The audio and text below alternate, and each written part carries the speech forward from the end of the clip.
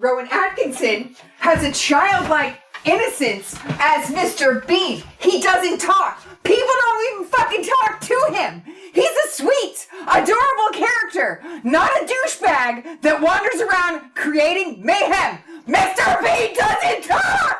I didn't write the movie! I don't care! I blame America!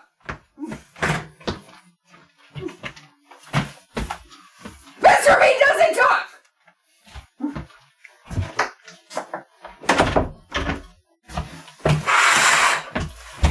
He says one word! One word! It's ah! He doesn't even speak it! He sings it! They made a whole movie with him talking! I'm sorry. Don't touch me!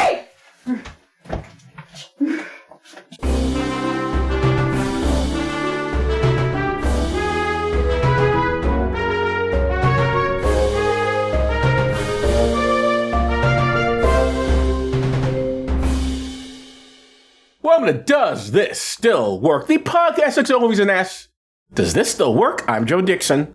And I'm George Romacka, and today we're discussing Bean from 1997 and some historical context. First, podcasty stuff. We're excited to announce that we've joined the Creator Accountability Network. CAN is a nonprofit dedicated to reducing harassment and abuse through ethical education and a system of restorative accountability. We joined because we care about the safety and well-being of our community members. If you feel our behavior or content has harmed someone, please report it to CAN, either via the reporting form on their website, creatoraccountabilitynetwork.org, or via their hotline at 617-249-4255. They'll help us make it right and avoid repeating that mistake in the future. CAN also needs volunteers from our communities to help with their work, so if you have skills you think would be helpful, or time and a desire to help, please visit their website to find out how you can volunteer. Most importantly, get the word out to other creators who you think would be interested in getting credentialed. Help us build safer communities together. You can reach us at dtswpod@gmail.com, on Facebook, Letterboxd, and on our YouTube channel. Joe is on Blue Sky at joedixon.bsky.social. Please tell your friends about us, even the ones who talk when they're not supposed to, and leave 5-star ratings everywhere. You can pick what we watch and get extra per episode content by funding us on Patreon for as little as $1 a month at patreon.com/dtswpod. Now, George, take us back to 1997. Okay. Which didn't get a song. How come 1987 never got a song? And that's the way it was. 1999 got a song, but not 1997. Isn't that sad? Well, 99 is right before a millennium changeover. Yeah, it's right before the odometer rules. Mm-hmm. Still, seems unfair. Every year should get its own song, I think. But anyway, that's Summer of 69 got a song. It did, yeah. You know, it seems like nines. Oh, you're right. Songs. I wonder why that is. Anyway, early on in the film, the lead character causes a security incident at LAX by nonsensically pretending to begin drawing a gun from his coat pocket. So what was happening in airport security in 1997? It was certainly more lax than it is today, that's for sure. Ah. Joe, give us this headline from the Knoxville News Sentinel of Knoxville, Tennessee. FAA limits release of airport security info. The FAA ordered airports and airline companies to comply with new rules limiting public disclosure of security changes and incidents for a year after they happen. The idea here was to not give terrorists and other baddies an upper hand in being able to exploit weaknesses until there had been adequate time to correct them. Well, that didn't really work out, did it? Well, we'll find out. The year before, a man was convicted for bombing the World Trade Center. That guy had plans to bomb airports and even managed to get a bomb onto an airplane in Manila that killed someone. Of course, this was 5 years before the worst terrorist attack on U.S. soil. It's unclear if that rules change would have or even could have prevented that attack. We just know that it didn't prevent it. Oh boy, do we. Joe, do you think it's a better idea to keep those things under wraps and hope that the organizations can make the fixes in time? Or would it be better to put them on blast to get the public to pressure them?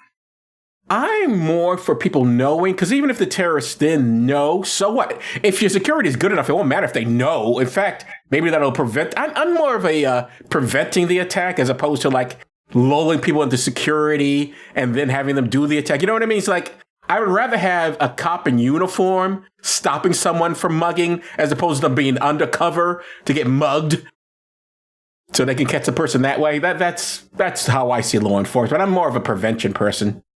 Sure. I tend to be in agreement. This film also involves art defacement, then refacement, then replacement. What was going on in museums in 1997? Joe, give us this headline from the Day of New London, Connecticut. That's the name of the paper? The Day, yep. Oh, boy, all right. Anyway, headline, Dutch Vandal raises question of how to protect works of art. In the Netherlands, some asshole artist who, quote, hates abstract and realism, walked into a museum and slashed up an abstract art piece. Wait a minute. He hates abstract and realism? Isn't that most paintings? I mean, you'd think so.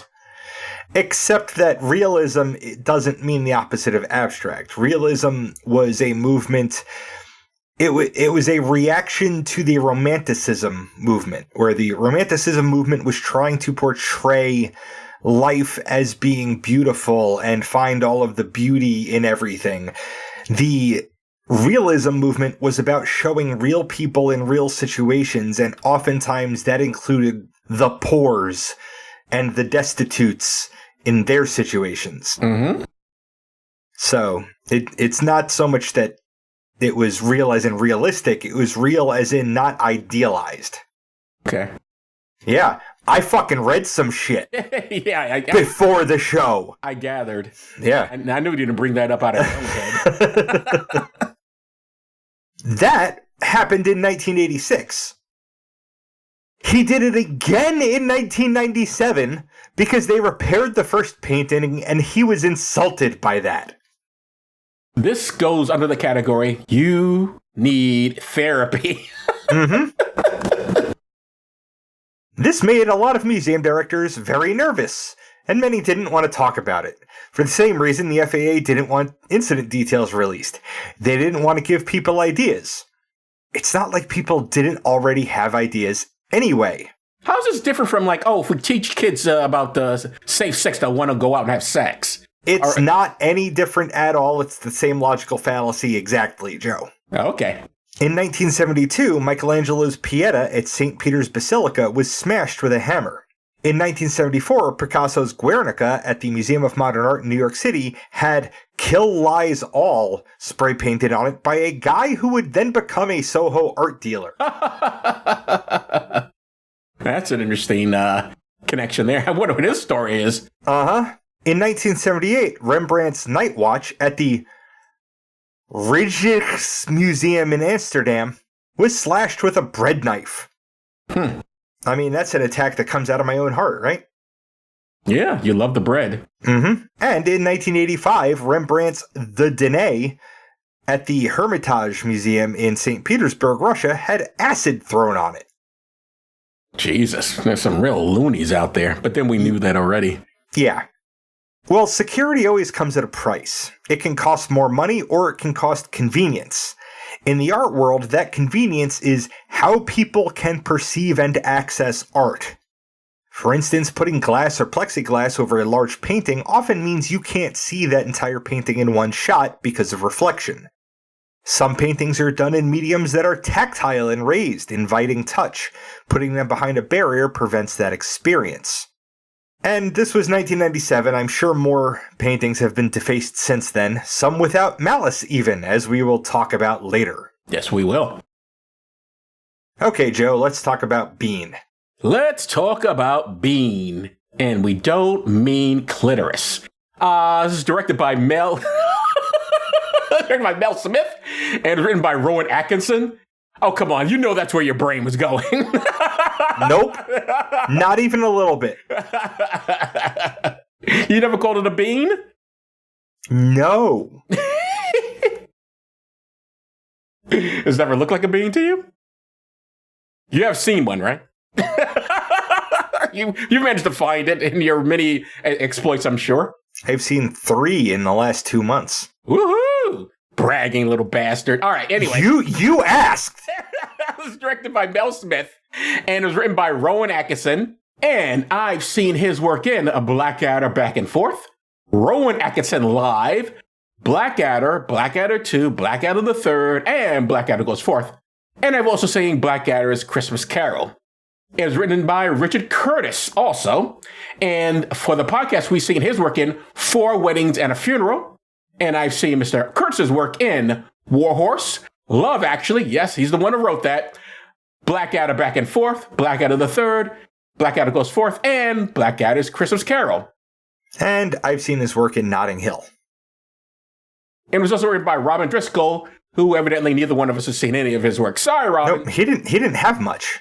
Yeah, sometimes that happens. Probably added just 1 or 2 jokes. Anyway, blurbs. IMDb says the bumbling Mr. Bean travels to America, where he is given the responsibility of bringing a highly valued painting to a Los Angeles museum.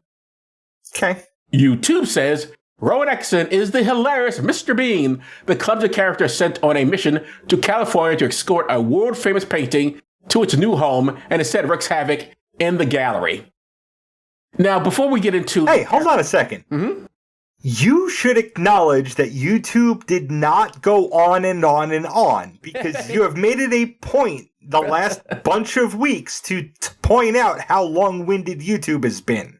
Yes, it's very short for YouTube. And also, they just mentioned one actor as opposed to every actor's credit.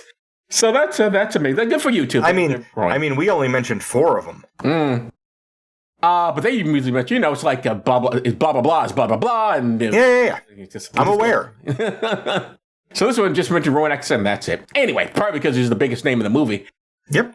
Before we get into the characters, I do want to discuss a little bit about... Except Burt Reynolds is in this movie. Yeah, we don't even talk about him, but... Because he's barely in it. It's a cameo. I know. Before we get into it, there is some question, as your wife was saying that Mr. Bean's a sweet character. That depends on what version of Mr. Bean we're talking about, because he's a real a-hole, so... This is the slightly more level Mr. Bean, although he does some pretty awful stuff here as well. No, this film upset Kit enough to leave the living room. Well, she was with how spoke. Not just that, he's also a giant piece of shit in this movie. Like, I don't have a horse in this race. This is the only Bean thing I've ever seen. And this was the first time I'd seen it. So I have no basis for comparison or anything. But going off of this, fuck Bean. Some things he's very, very nice. I mean, just obviously the thing is written as just a joke. So if we need him to be nice, he'll be nice. If we need him to be a terrible person, he'll be terrible. The character is just a sketch. Anyway, Mr. Bean is played by Rowan Atkinson. And we've seen Mr. Atkinson in 4 Weddings and a Funeral for the podcast. Mm-hmm. And I've seen him in Love Actually, Never Say Never Again, and all the Blackadder stuff I mentioned earlier. Mm-hmm. David Langley is played by Peter McNichol, and I've seen his work in mostly TV shows, which are Veep and Chicago Hope. And I've seen him in Ghostbusters 2 and Addams Family Values. Oh, I didn't realize he was... All right, so I guess I did see him in some other things. All right. Mm-hmm. Allison Langley is played by Pamela Reed, and I've seen her work in Junior. And I've seen her in Kindergarten Cop and that short-lived TV show Jericho. What was that about? End of the world type shit. Ah, okay. But it ended on kind of a cliffhanger, and then they canceled the show. So, like, thousands of people wrote into the studio, and then they said they're going to do another season, and then they didn't. It's actually, she was in 2 Arnold Schwarzenegger comedies, not even his action movies. Junior is a Arnold Schwarzenegger movie, and so is Kindergarten Cop. Mm-hmm. Interesting. Don't know if it means anything, but that is curious. Lieutenant Brutus is played by Richard Gant. For the podcast, we've seen his work in The Big Lebowski, and I've seen him in Sour Grapes and Posse. And I've seen him in Rocky V. And these are the only characters we're really going to discuss. Okay, let me give you a quick summary, and you can weigh in, George, if I will. Anything. Mr. Bean lives in the UK and works in a museum. His co-workers dislike him. It's not entirely clear why. The museum has the famous painting Whistler's Mother before it's shipped to the States. It's owned by France, but Americans have bought it back. The museum was going to send someone to cover the transfer. The main guy at the museum gets wind that they plan to fire Bean and shoots that idea down. So naturally, rather than firing Bean, they decide to let him go to America with this priceless painting because movie. Mm-hmm. He gets to the States and throws the host family's life into disarray, pure chaos. And after a series of wacky events, he wins them over, and we have a happy ending. Some of those wacky events, carefully selected to not include the ones you'll mention later. The security incident at LAX. That is, he's on one of those moving sidewalk things, and he sees guns on people in America, because America, and he's like, oh, and he reaches into his coat to pull out finger guns, and they see him, and then they're like, that motherfucker's got a gun.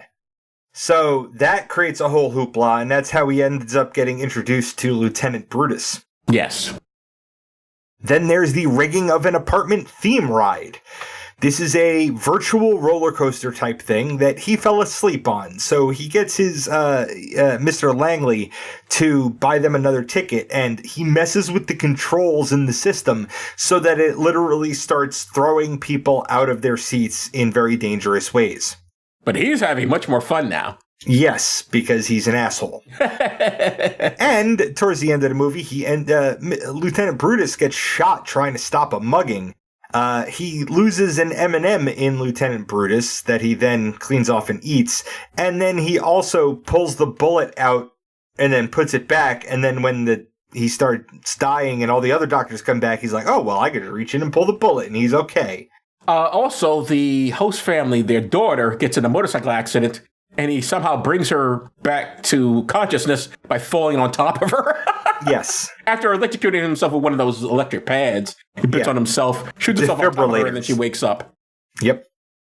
Because that's how hospital things work. Anyway, anything else you want to add, George? Oh, yeah. When Mr. Langley is trying to pitch Bean's visit to his family as a fun time, he implies that his teenage daughter might find him cute. What did you think about that? You know, that was weird. I don't know why he would want that. Like this. Why he was thinking about pimping his daughter to this fucking foreigner? Well, a little like xenophobia there, George. Who cares if he's a foreigner? That was the basis on which he was like, you know how those English guys are, they're cute. And the daughter's like, every English person ever is ugly. Nonetheless, that was weird. And I don't know what, first of all, the whole movie's set up, I mean, it's a comedy. So there's obviously some things they gotta cut out. Because obviously, if this man, first of all, he doesn't know anything about this guy, and he says he can't find anything on him, he would then naturally call the museum where he works. He goes like, hey, I can't find any information on this guy you're bringing to, who's going to be staying at my house. Could you please send me some information? He makes no effort to find out about this guy. He just knows he can't find anything to read up on him, which is itself is ridiculous. His family is unusually hostile to the guy staying with them before they even meet him, which was a little strange. Well, the wife is hostile to him because she's already got one foot out the door. And this just becomes the excuse. Also, did you find the whole cooking scene weird? Because I thought it was going to lead to something else. Because we even see her; she's crushing they even do a close up of her crushing what's the word I'm looking for? Garlic. Garlic. Sorry, crushing a garlic, and she's just busy fussing around. I'm like, that's a lot of busy work for something that's not going to be revisited. I mean, we do see another cooking scene, but she's not in it. Yep. I don't know. So I don't know what that was about. But yeah, as for the daughter thing, that was very odd. Why would that be a pitch? Like, hey, honey, maybe you'll find him attractive. And this older man you can start dating even though you're still in high school. Yeah. I don't know. Things are, maybe in England this would have been acceptable, so they didn't realize in America it might seem weird. Okay, so let's get into the discussion portion of our show here. George, who do you think is more insane? Pee Wee Herman and Pee Wee's Big Adventure or Mr. Bean? It depends on what we mean by insane. Well, it's defined by you. As defined by me. Bean, definitely. Pee Wee Herman is a weird kind of genius. Like, he builds things and and things just work. And there's actual magic in that world too, I think. Yeah, I mean, in Pee Wee's world, it's clearly a child's... I mean, he's having fights with a grown man who's pretending he's 10 years old when he's clearly a full-grown adult. Yeah. So this is obviously a mystical war, whereas Mr. Bean is in our reality, and yet, for some reason, people don't beat him up or put him in jail. But he's still in our reality because we are responding to him like, what are you doing? Mm-hmm. Okay, so Mr. Bean at one point, very early in the movie, as he's late for work, decides to make coffee in his mouth. Have you ever done this? No, Joe. And I do drink instant coffee. I had 2 cups of it writing my part of this script this morning. Have you ever made anything in your mouth? Because, I, for example, I once made peanut butter jelly. I put the cracker in my mouth, then I put the jelly in my mouth, then I put the peanut butter in my mouth. But I was a kid. I mean, I never thought about it that way. I'm sure I have accidentally assembled other food, like well-known food things by putting ingredients in my mouth. I just don't remember doing it. Do you mean okay? So I did something similar. Oh my God. And there's another scene where Mr. Bean is in the washroom and he doesn't know, he gets water on himself because he doesn't know how to use a sink. And he starts using the air dryer to clean his pants because they're wet. And it looks like he's having sex with the dryer, which I actually did laugh at. But something similar happened to me. I didn't look like I was fucking the air dryer, but I was, when I was in Mexico, and I came out of the bathroom, went to wash my hands, and there's a little button, or there's a little dark thing under the tap. And I thought that was like, you put your hands there. A sensor. Yeah. Yeah, a sensor. Wasn't a sensor. I kept trying to get it to work. And finally, this little kid, seeing me, reaches over and just presses a button and gets water to come out. I feel like such an asshole. So when I was visiting my princess in Wisconsin, she explained to me, sometimes people can't figure out how my shower works. I'm like, I work in a steam plant. I work with machinery. I could probably figure it out. After about 10 minutes. What was weird about her shower? So the bathtub spigot part, the bottom one, right? A lot of times there's a plunger on top that you'd pull up to divert the water to the shower head, right? Right, yeah. Or there's some kind of instructional thing on the shower handle to tell you, So, but no, that handle just controls the water flow in general. And I could find no way to control. So it was actually that at the bottom where the water comes out of the thing in the bathtub, you have to rotate and pull it down. Oh. And then that acts like the plunger does and sends it through the shower note. Huh. But my fucking genius ass couldn't figure that out. And it was a mildly humbling experience. That my princess was 100% gracious and loving about it. The only person making me feel like an idiot was me. That is weird. I haven't heard of that before. Is that common? Where was this? Wisconsin, right? I only visited the one shower in Wisconsin. So. Well, I understand, but I'm saying, so you didn't discuss it with her. She's like, oh, this is true of all the showers in the... Well, she said other people have a problem, so presumably hers was unique. Yes, it's somehow unique. When they put that baby together, they didn't know what they were doing. Okay, so the part with Mr. B, I don't know if you remember this story, Jordan. I remember this story. Okay. So why don't you read the headlines to our audience? Elderly woman ruins 19th century fresco in restoration attempt. Now, I don't know, ladies and gentlemen, if you remember this story, but back in, 2012, some woman is visiting this... it's not even a museum, was it? It was like some space where they had paintings. She owned it. It was in her garage. And it was damaged, and she thought, I could fix this. And then she tried to fix it, and it didn't fix it. It made it a meme. And this was 2012. The internet existed.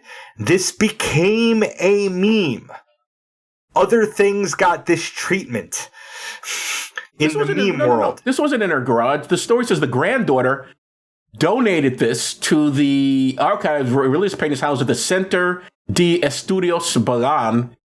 So obviously this broad got a hold of it and said, I'll fix it.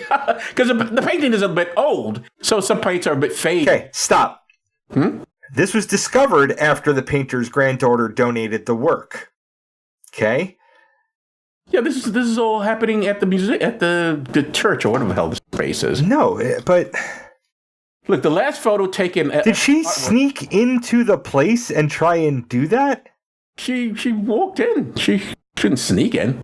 The last photo was taken of the artwork before any damage was done in 2010. Show Martinez's intricate brushstrokes around the face of Jesus. A photo taken in July by the center officials for a catalog of regional religious art showed the painting splattered by white marks, possibly the work of the woman trying to remove paint. The final photo taken this month after Martinez's relative donated the work showed broad and thick layers of paint now covering important details of the work, such as the crown thorns of Jesus' head. So, yeah, this is after it was donated. The granddaughter donated it, and this woman, this old lady, said, I can make this better.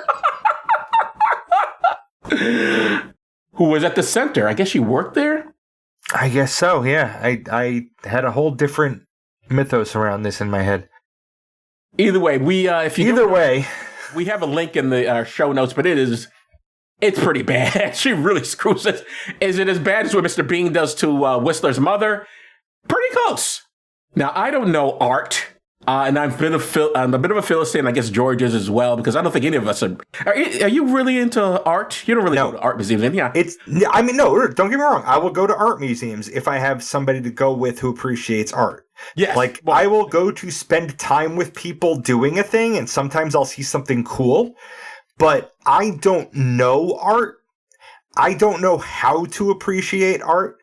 I can't tell good art from bad art, and every art that I see is somebody just who has a better skill set at doing a thing than me. So it all just kind of makes me feel slightly bad about me. Yeah, I mean, we're both something of a Philistines because we don't like ballet, and we're really not into art, so we're not highfalutin people. But yeah, it's even though I don't know about art, I do know I'm not going to screw with someone else's painting. That is definitely a no-no. I'm not going to touch it. I'm not going to alter it in any way. That would be insane. I have no art skills. And if I did, even more so, I wouldn't touch it. Yeah, I wouldn't even touch it with a bread knife. Not at all. Okay. There's also a scene in this movie where Bean gets his head stuck in a turkey, which reminded me of a clip from Friends. I never watched Friends, but I do know this clip, where someone, I guess it's Joey, gets his head stuck in a turkey. That was in 1992.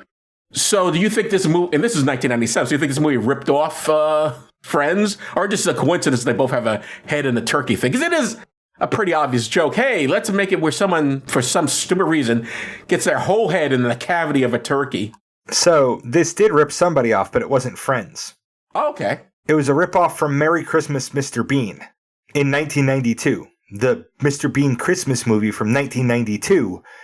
He got his head stuck in a turkey. I didn't even remember that, and I saw that. So he's saying I didn't even see it. I know it because I looked it up. Because you asked that question, and I'm like, hey. But I didn't even have to look hard. It just described it in the Wikipedia. I didn't search. Oh, okay. Well, then he ripped himself off, I guess. And then what, the friend? So, yeah, so I guess the friends probably did rip him off then.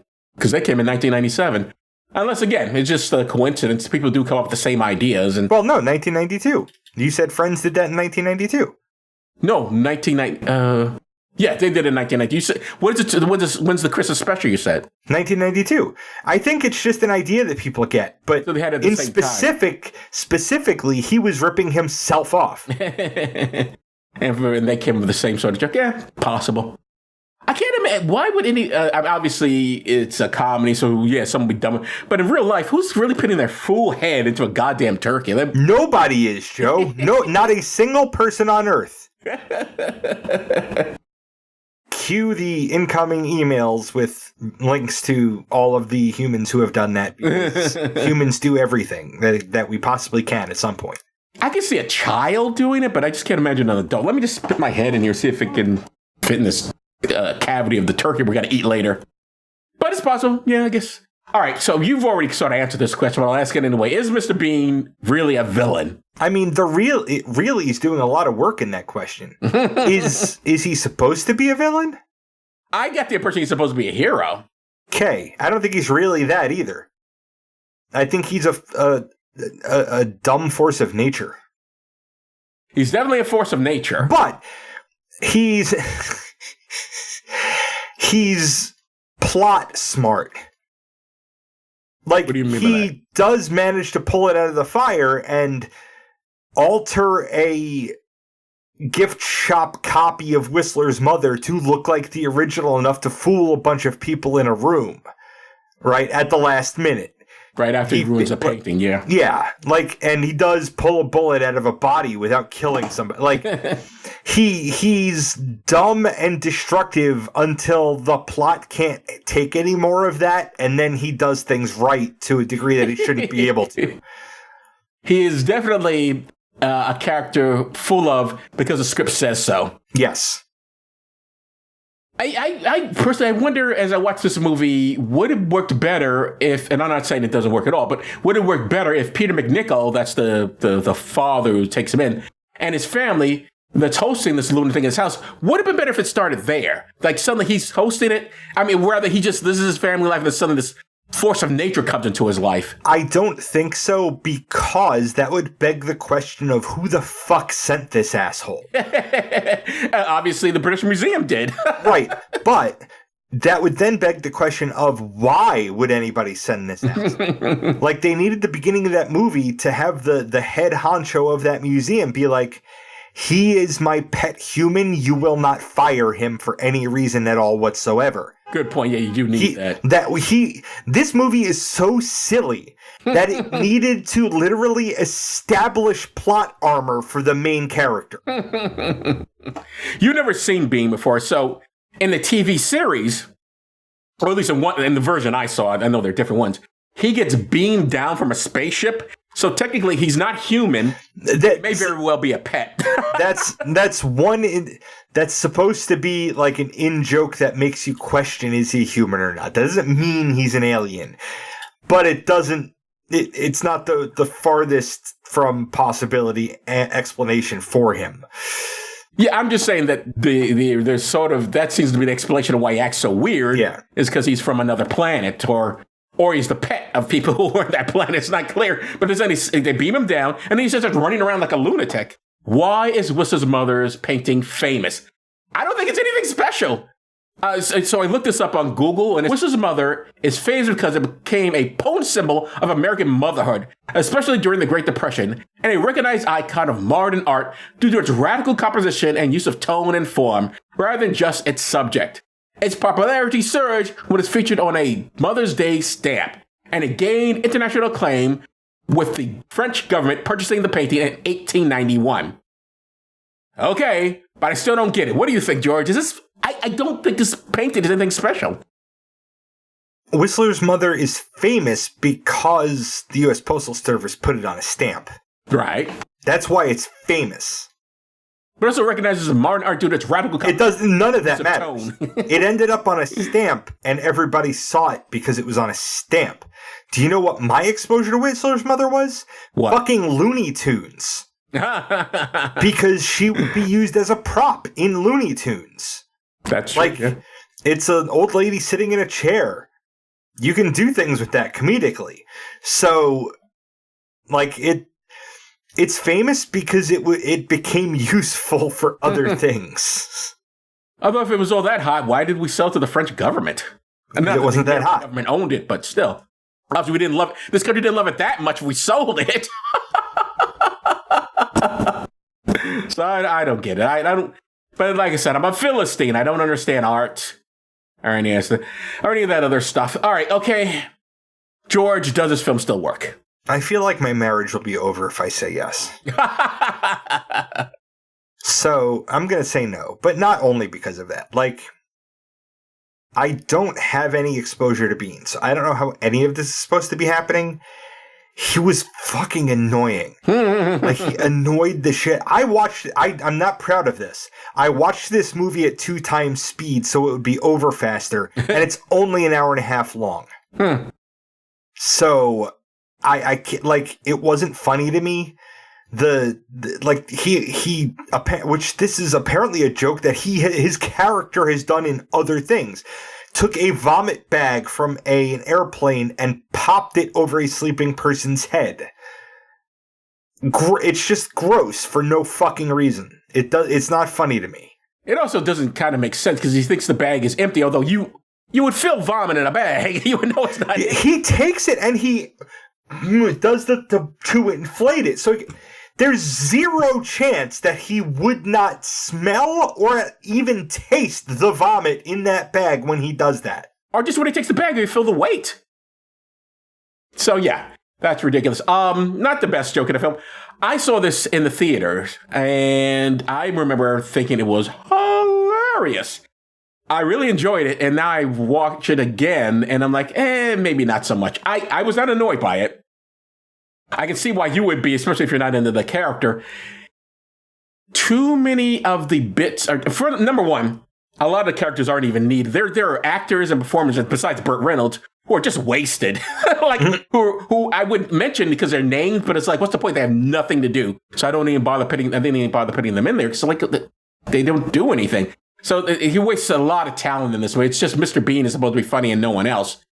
Also, like some of the bits I thought were funny, like in the drying his pants. But then after he dries his pants, he's suddenly showing off that his pants are dry to people, which again, is coming across as putting his crotch in people's face. Like, okay, that would be weird. Someone would say, like, what are you doing? They would just ignore him like they do it. So I don't know. It kind of took me out of it. Did find it funny when he does the whole goodbye everything, and some motorcycle guy gives him the finger, and he thinks that's how you say goodbye to people. So he starts swinging at people, and like, what's he giving him the finger? What I still thought was funny, but the laughs were too far in between. So I'm going to say it doesn't work. It has not aged poorly in the sense there's nothing particularly sexist or racist or homophobic about it. It's not offensive in any way. It's just not that funny. Yeah, and that's the cardinal sin of a comedy. Yeah. Yeah. All right, my friend. So I guess that's it for Mr. Bean. We both say it's a thumbs down, right? We don't think. Yep. Well, this is a Patron's Choice episode, and the poll for next month's film is already up on Patreon. There's Bad News Bears from 1976, Rudy from 1993, and Bend It Like Beckham from 2002. I would ask you what the theme is, but I think it's sports. Yep. Pretty obviously, these are all sports movies. If you want to vote but are not a patron, you can fix that by becoming one at patreon.com/DTSWpod. Now, George, what's up next? Next week, we'll be talking about Con Air from 1997.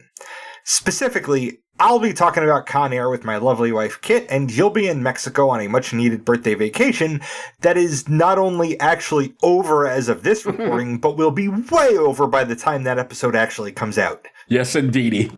As I mentioned, I was in Mexico and washing my hands. So had a fine time there. Turns out I probably won't move there, but I liked it. Listeners might remember a joke recently that I made in a cold open where, as far as anybody knows, we record these things in the order that they come out. No, we don't. We so do not. There was also certain jokes we have to take out because certain controversies happened during our recording. We really shouldn't make light of what happened to this person in this. Wait, what? Initial CK. Boy, have you forgotten already? What jokes do we have to take out?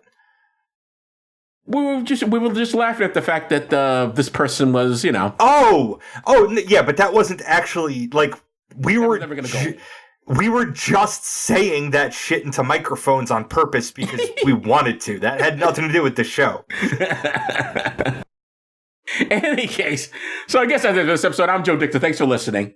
And I'm George Romaka. Thanks for listening, indeed, because if a podcast drops and there's no one around to hear it, it's just another collection of ones and zeros that doesn't matter. You've been listening to Does This Still Work? Produced by Joe Dixon and George Romaka. This content is CAN credentialed, which means you can report instances of harassment, abuse, or other harm on their hotline at 617-249-4255 or on their website at creatoraccountabilitynetwork.org. The hosts can be reached via social media, email, or the contact page at dtswpod.com. Be good to yourself and others, because that still works.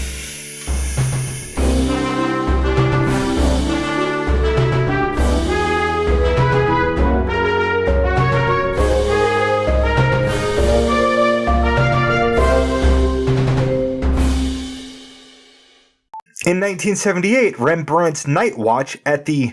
Wait, how did you pronounce that? Night Watch. No, Rembrandt? Did you say Rembrandt? Sound like you messed it up. Go do it again. No, Rembrandt. No, I'm gonna mispronounce something in that sentence. All right, the first thing is, tell us about your fucking vacation. All right, from No Stupid Questions, why have I never seen a plus-sized male model? So, from Stupid Questions, what's something that's not illegal but you strongly feel it should be? From Random Questions, without saying your job title, what's something you often say at work? From No Stupid Questions, what's the purpose of the shiny disc cartoons doctors wear on their heads? Alright, moving on. Back to Stupid Questions. If people dislike traffic jams so much, why do so many people join in line to join traffic jams? From Random Questions, those who wear glasses, what do you look at when you're getting a haircut?